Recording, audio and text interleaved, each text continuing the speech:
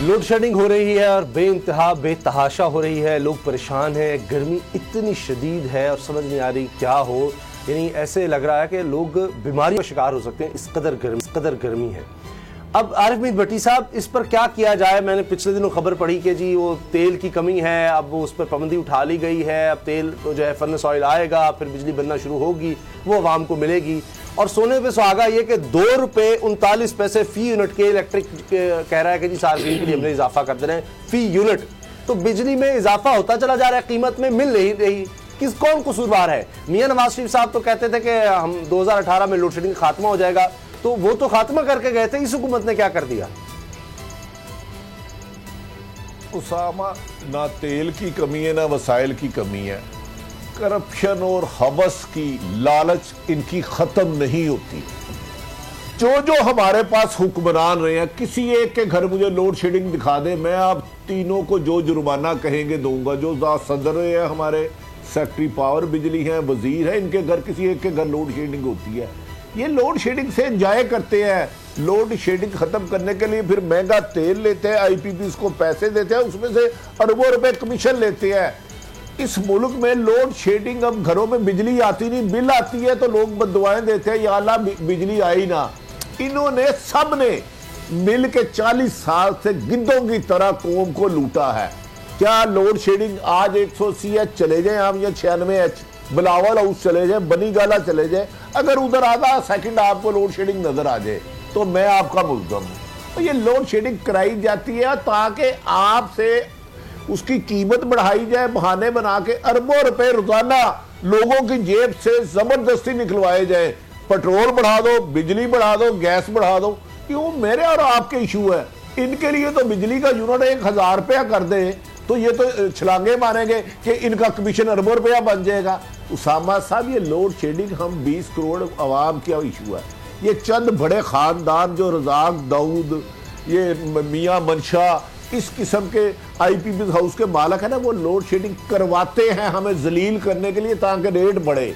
खुदारा आप और हम हकीर है, आप समझे ये मुल्क चंद खानदानों के लिए है। वो किसी भी ताकत की सूरत में बैठा है, कहीं भी बड़ी बिल्डिंग में बैठा है, बड़ी पूर हसार में बैठा है, जहां सैकड़ों लोग उसके मुहाफिज और ड्यूटियां दे रहे हैं। वो आपने देखा नहीं, स्टॉक एक्सचेंज में हुआ, 19,000 तनख्वाह लेने वाले ने खरबों रुपए के मालिकों को बचाया और उन्हें इतनी तौफीक नहीं हुई उसके घर जाके कुछ पैसे दे देते।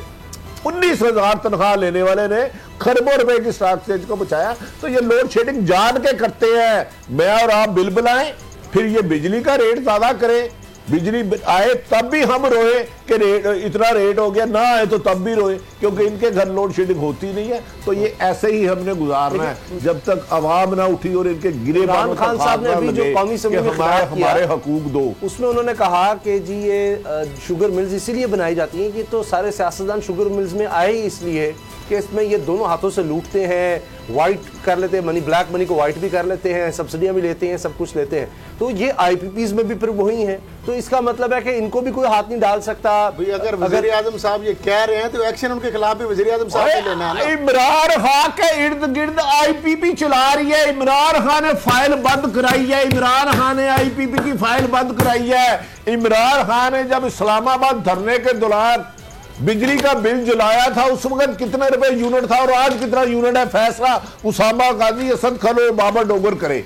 उस वक्त कितने का यूनिट था और आज कितने का यूनिट है? मजीद भट्टी साहब, जिस तरह मजबूरियों से खेलते हो आप कह रहे हैं 600 अरब रुपए एक तो मजीद वो ले रहे हैं, और दूसरी खबरें ये है कि नैब के अंदर अब कुछ तब्दीलियां हो रही हैं, कुछ डीजी तब्दील होने जा रहे हैं। और सीडीए के अंदर अच्छी खबर ये है कि सीडीए ने बिल आकर एक्शन लेके वो जो मंदिर मुतनाज़ा जो तमीर उसकी करवाई गई थी खाम खा में, वो कहते हैं असर दे वक्त रोजा तोड़ना, मतलब अजीब और गरीब किस्म का काम शुरू कर दिया था।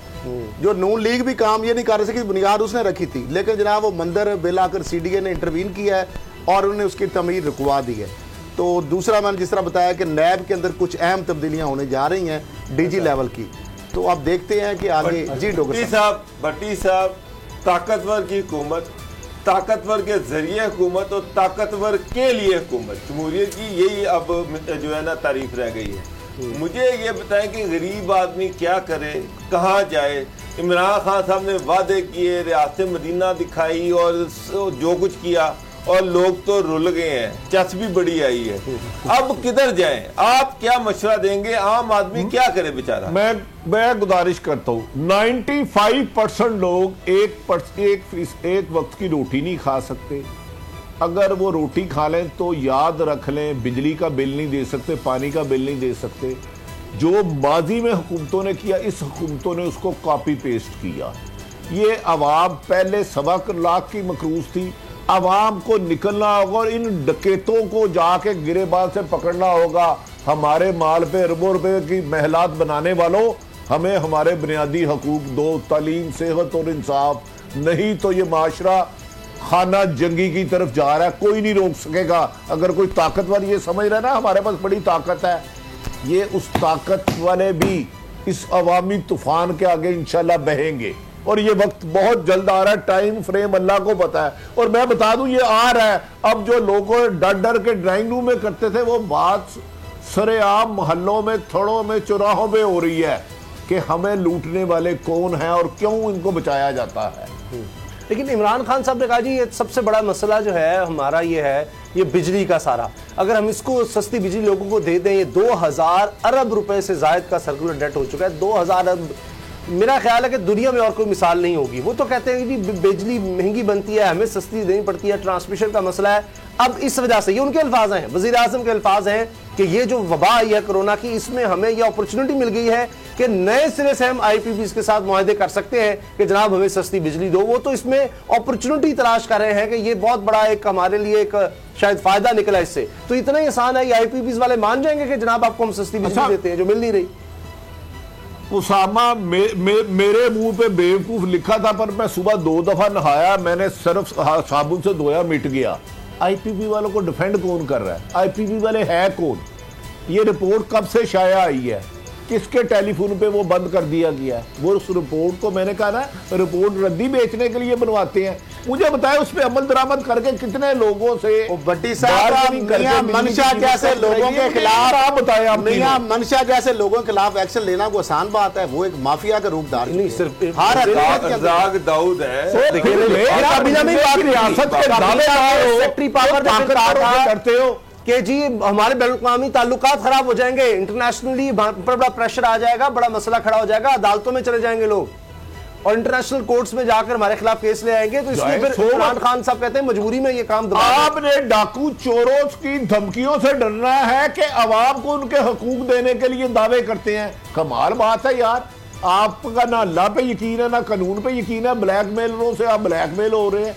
IPP की बनाई क्यों थी अगर बोर्ड पे इंप्लीमेंट नहीं कराना था? भट्टी साहब, ब्लैकमेलरों के पास वीडियोस है, हमारे दौर का ब्लैकमेलरों के पास वीडियो है, जिन्होंने एक्शन लेना उनको डराते हैं कि हम वीडियो चला देंगे। अब फिर क्या करें? साहब कहती है यहाँ पे हमारा दिखा दें, एक मुआहदा हमारा दिखा दें IPP से, हमने तो किया ही नहीं। ये तो सारे मुआहदे पुराने हुकूमत ने करके उन्होंने सारा कुछ किया, पीपल्स पार्टी ने, नून लीग ने, हमने तो एक मुआहदा नहीं किया। बहरहाल प्रोग्राम देखने का बहुत शुक्रिया।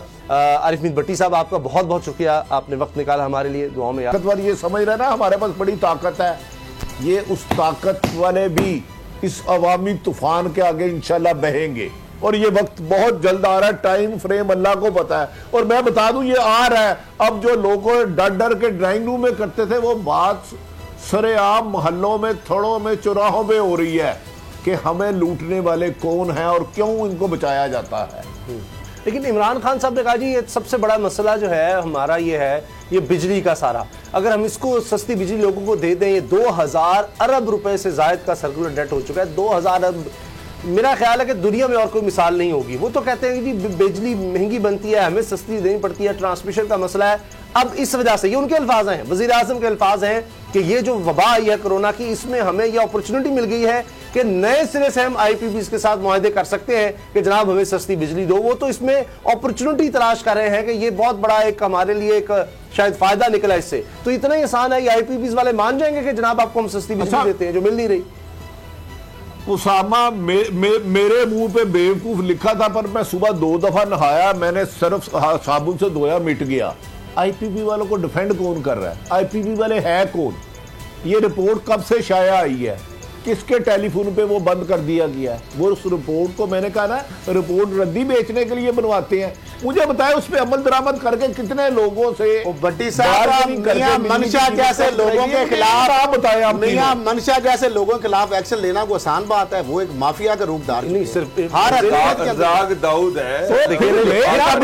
रियासत के सेक्रेटरी पावर करते हो कि जी हमारे बैनुल-अक़वामी ताल्लुकात खराब हो जाएंगे, इंटरनेशनली पर बड़ा प्रेशर आ जाएगा, बड़ा मसला खड़ा हो जाएगा, अदालतों में चले जाएंगे लोग और इंटरनेशनल कोर्ट्स में जाकर हमारे खिलाफ केस ले आएंगे। तो इसलिए फिर इमरान खान साहब कहते हैं मजबूरी में ये काम आपने डाकू चोरों की धमकियों से डरना है कि अवाम को उनके हकूक देने के लिए दावे करते हैं। कमाल बात है यार, आपका ना अल्लाह पे यकीन है ना कानून पे यकीन है, ब्लैकमेलरों से आप ब्लैकमेल हो रहे हैं।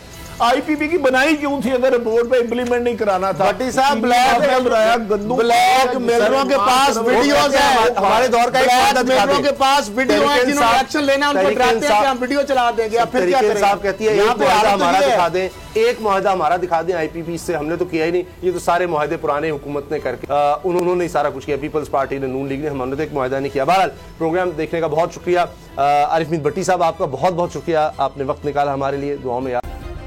सब्सक्राइब करें और बेल दबाएं ताकि कोई खबर रह न जाए।